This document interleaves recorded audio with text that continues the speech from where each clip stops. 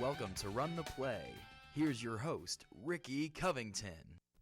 Hey there, our pretty people out in TV land. Welcome to another edition of your favorite show, our favorite show, Run the Play. Can you believe it is already December and the end of the semester? It's been a long ride, but glad to have you here with us. As always, I'm your host, Ricky Covington, and alongside me is Mr. Consistency himself, Alec Bradley. Jordan Fisher is away prepping up for the women's basketball game later on tonight. But, of course, what's Run the Play without our director and man calling the shots, Tristan White. How's it going, guys? Hey. I decided to get a little bit festive today. Damn. Santa. I like that sweater, man. That was nice. Right on, thank you. Yeah. Well, guys, unfortunately, this is the last show of this semester, and we don't want to take too much of your time, so let's go ahead and jump right into it. Up first, another Monday Night Football game came and went, and yet another boring game that didn't really pick up until late in the fourth quarter.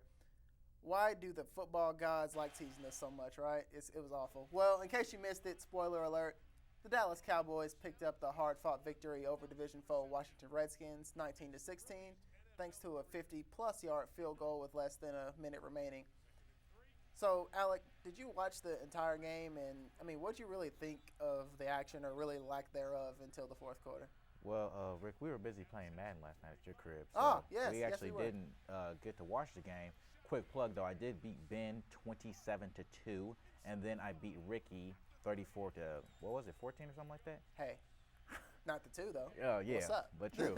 But we got updates. Tristan kept updating us about the game, and it was just really a bunch of field goals, and then it didn't really pick up until Deshaun Jackson just had a mental brain fart on a simple punt return and fumbled it. And, these are two teams that are really hapless in the NFC East, really. These teams aren't good, but somebody's got to win this division. It's a three-way tie at 5-7, and then you have the Cowboys now one game out of first while they're 4-8. So I really don't even want to waste too much time talking about this. It's just a boring game. It was a boring matchup, and neither team really deserves to make the playoff if they end up winning that division. I agree. Like you said, one of these teams has to win the division, but it seems like none of them want to. So I don't really know what to say about the game. Like you said, the game was awful. They didn't really pick up in the fourth. And even when it did, it was one mistake after another that eventually led to points. And then finally, they end with the field goal by Dan Bailey, 54 yards. But, yeah, it was a tough game to sit through. I'd rather sit through that than sit through this shellacking that me and Ben took on Madden, but we won't get into that right now. But, yeah, the Cowboys are one game out, being, 4-8, which is crazy. Three-way tie for 5-7. I don't really know who, if anybody, is going to really take control of the division. It's really just hard to look at. I'm going to go ahead and ride. I think the Redskins still, even though they lost last night, have the most momentum. I know the Eagles did come off that impressive win by beating the Patriots, but I don't see that lasting because the Eagles are the Eagles. Yeah. And the Giants are too inconsistent. And I think one more loss from the Cowboys, and they're done. So right. I'm going with the Redskins on that. And I think I'm going to have to pick the Giants just because they're the lesser of the evils. And I feel like if you can get a hot late December stretch from Eli Manning, that could potentially catapult you into January. Right. Probably not much further, but hey, at least you made it. We'll see. Well, moving on to other games that really left a lot to be desired. The Indianapolis Colts took we'll say a shellacking on national TV. It was almost Ben and Rick-esque on Madden last night, losing to the home team Pittsburgh Steelers 45-10. Now that the game didn't start the greatest for either team, as there were 3 turnovers in the first 2 minutes, which was just unbelievable. There was an interception and a fumble by Pittsburgh, and then an interception thrown by Indy. Now, Matt Hasselbeck suffered his first loss on the year as the starting QB after winning his first 4 appearances, throwing 16 of 29 completions for 169 yards. He did have 1 touchdown and 2 interceptions before the backup Charlie Whitehurst came in late in the game as a reliever. Big Ben, on the other hand, finished with 364 yards and 4 TDs, with 2 going to that bad man right there, Antonio Brown. Now, obviously the game didn't really look sharp. Yeah. The Colts, didn't really look sharp at all the whole game. And even coming in with such momentum, where do you think they go from here after that loss? You know what? I honestly don't know where you go. They have I believe the Jaguars next week. So, even now, that's looking like a daunting W. It's not looking like a guaranteed W like it has been in years past. And the Colts, at staring 6-6, they're right at 500, right in the heart of the season, pretty much. So their season, pretty much after this weekend, is going to go one of two ways. They're either going to win that division or be on the outside looking in come January. And Matt Hasselbeck for the first time looked like a 40-year-old backup quarterback in the NFL. He can't keep taking all those hits and being under constant pressure when they're already kind of dumbing down the playbook a little bit because he doesn't have all the skills that Andrew Luck does. So I just think that the Colts, they can rebound from this because last year they got just their butt handed to them in Pittsburgh. And this was actually the lesser of the two whoopings, personally, I think. But I think that they'll be okay. They can finish out strong, sweep their division as they do each and every year because it's a pitiful division. And they'll probably, end up hosting a wild card game, potentially probably against the Chiefs if everything just keeps staying the same. Okay. Yeah, I still believe, of course, they'll win the AFC South. But, yeah, as you said, I wouldn't really give the Jaguars that kind of that push-off game. I mean, Blake Bortles is starting to play well. Their receivers, even though we really can't name any of them because they're so little. I mean, Allen Hearns is finally starting to come on as kind of a big name. But other than that, he's passing to relatively unknown receivers and getting the job done, seemingly, even though they did lose to Mariota and the Titans. Right. If the Colts don't regain that dominance over the AFC South, while they have it between Bortles and Mariota and whatever's going on in Houston, I'm a little worried about what they're going to do. Oh yeah. I don't know, Tristan. Would you want to say something about your boys in blue?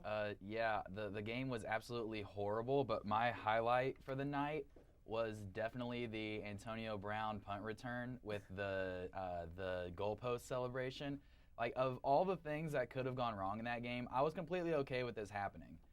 This is absolutely hilarious to me, and this is why I love sports, because Antonio Brown decides to do things like this, and scared the living mess out of the security woman, like accidentally grabbing her like shoulder and hair and back. Come here.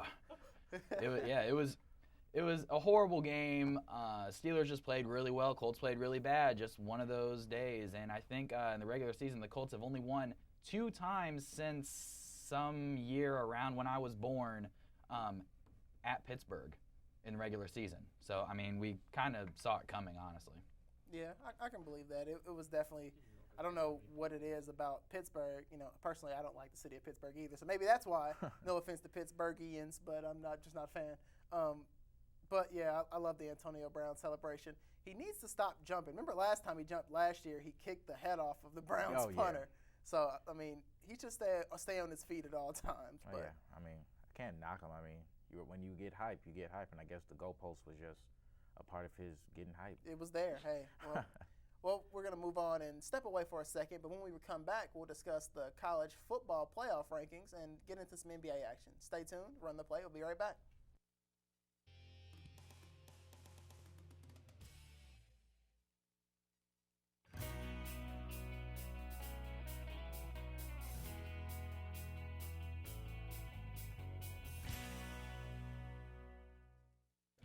Catholic Club is a great way to get involved at USI. NCC aims to assist students in continuing their religious journey throughout their college career. Newman Catholic Club provides students with great opportunities to meet new friends and grow in their faith through their weekly meetings, masses, and service projects. Yeah, I definitely recommend it. It's a good way to get to know other people of the same faith and just to really have good, solid friendships. Newman Catholic Club, where hearts speak to hearts.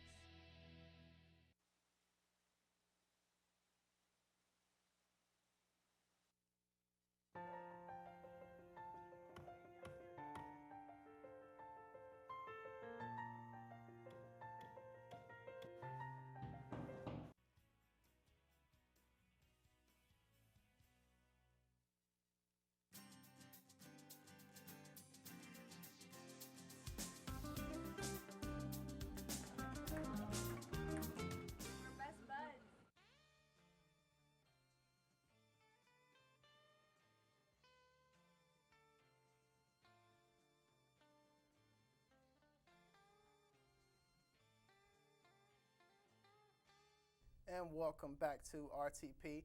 The college football playoff is finally set, ladies and gentlemen. After weeks and weeks of teams climbing and falling, it is finally set.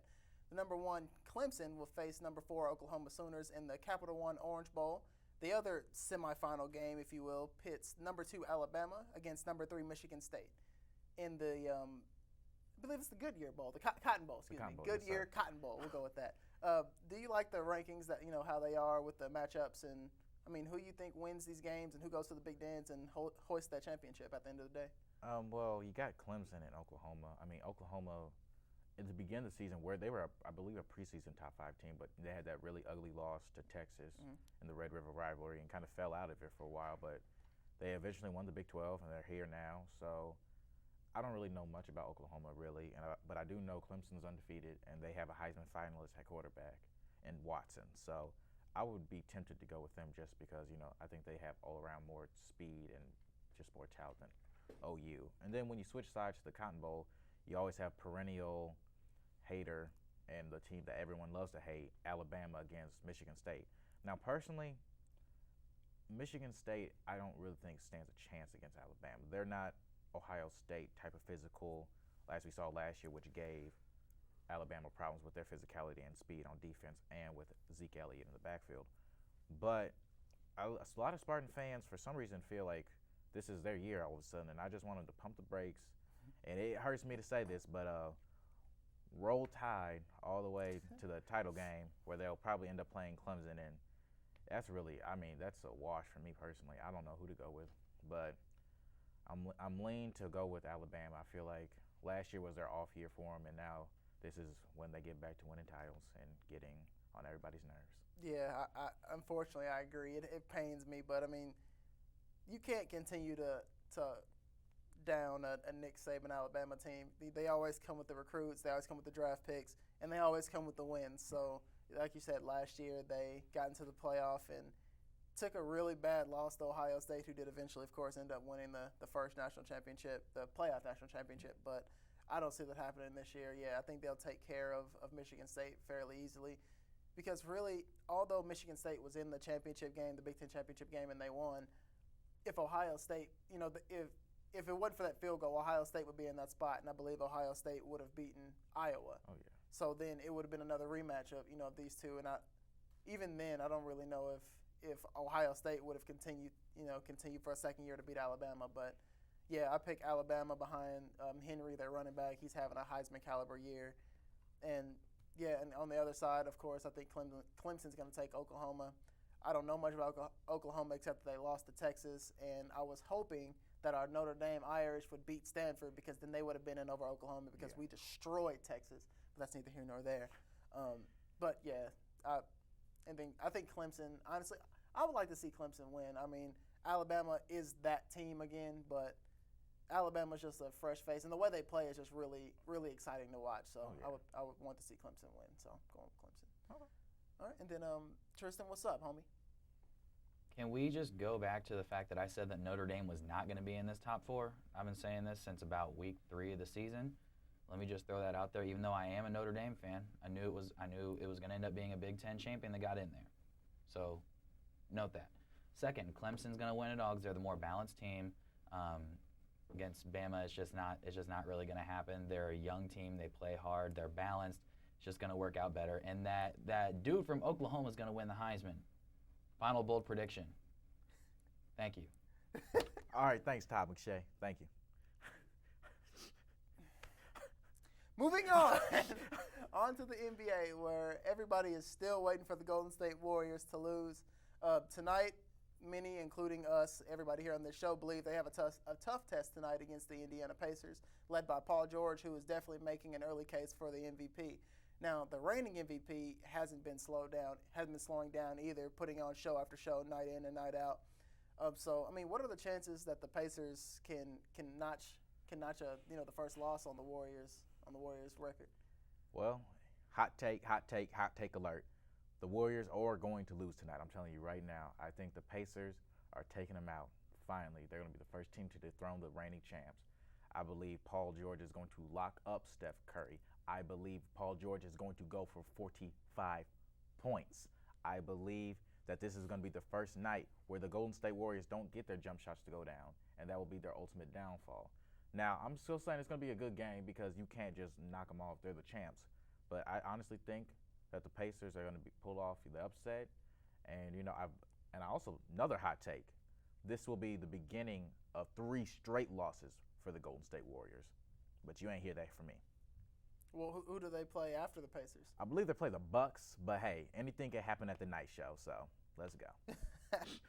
Hold on. Against the Bucks, the Pacers smashed the Bucks by about 20 or 30, maybe 40. That's like saying the Sixers beat the Spurs. Yeah, that's like saying the Sixers will beat the Spurs, even though they just got demolished by them. So, I mean, I don't know about 3 straight. Who's that third game, Alec? That third game is me. They going to lose to me. What? What? Sorry, guys. He got confused with 2K. Yeah, my bad. No. See, anyways, I agree. I think the Pacers, I don't know about 3 straight, but I think that the Pacers can definitely give the Warriors a run for their money and ultimately put up that loss. Whoever Paul George guards, it should be Steph, but in the event it's not, I still think they should be able to get it done. Yeah, both teams don't really have that big, those bigs anymore, so this is going to be more of a run and gun kind of game. And honestly, the Warriors are due for an off night. They have yet in 23 games have an off night. They are due for one. Paul George is, I agree, he's going to explode. I hope he gets 45. I hope he gets 50. But I really hope he can put it together and have a supporting cast who can put up points along with him. I know sometimes that's always been an issue with with George Hill or Solomon or whoever's on the court. I just hope they can put up the numbers to match his so they can come out with that win. So we'll see. And moving on in the association, the 76ers are still bad. Period. That's it. Like, we're done with that. Anyways, now on to more fun matters, the final segment, of course, which is always our favorite. Where you at, though? Alec, we know how this is. Who you calling out today? All right. Well, guys, I'm going to call out Byron Scott, head coach for the Los Angeles Lakers. Where you at, though? Hey. Byron Scott. I get early in your tenure in your coaching career, you coached the Nets to back-to-back finals appearances. You had Jason Kidd, Kenyon Martin, all those guys. But now I'm starting to see who you really are as a coach, and that's subpar at best. Recently, you said you were going to bench D'Angelo Russell and Julius Randle for 5 to 10 games because they aren't growing at the rate you want them to. They're rookies. They're first and second year players. What do you want them to do? Play like John Stockton and Karl Malone right out the gate? It's stupid to even want that. And then you're still putting all these minutes on Kobe, hoping he gets you the W's you need. It's really silly, Byron Scott. You're not a good coach. Jim Buss, Jeannie Buss, fire this man. Call in somebody who has a good defensive mind, Tom Thibodeau, as you would know, Rick, and maybe get these young guys to actually start playing defense and fighting for a change in LA, because I'm real sick and tired about hearing about the Clippers. I'm real sick and tired about hearing about the Clippers. I hate them. We're going to get into the Clippers next because, Blake, you got punked last night. But real quick, Byron Scott, where you at? Where you at, though? Oh, man. I hope for Kobe's sake, and really for this, I hope they don't get Thibodeau, because although Thibodeau is great on defense, he puts some minutes on them starters. Kobe will be done for the season come All-Star break. But anyway, it's a whole different discussion. I'll be up next. As Alex said, Blake Griffin. Where you at, though? I don't know if we have the clip ready or not, but Blake got destroyed coming out. Oh, 40-year-old KG. He took it back to the meal ticket days, right? Back in his first stint in Minnesota. That's payback. I like them black jerseys, though, for the Clippers. I know you hate the Clippers, but, I mean, KG is great. This is probably his last year, too, along with Kobe, and then I'm sure he'll probably get some kind of coaching or some kind of job with Minnesota, because he loves being there and schooling those young cats, Wiggins and what have you. But Blake Griffin, man, all those times that you got that you posted people, you got posted by pretty much the oldest dude in the league. So I'm going to leave it at that. Blake Griffin. Where you at, though? I had a ball watching that. I rewinded it like 12 times on Twitter. It was amazing. It was funny. All right, Tristan, what so you got? does this mean it's my turn? It does.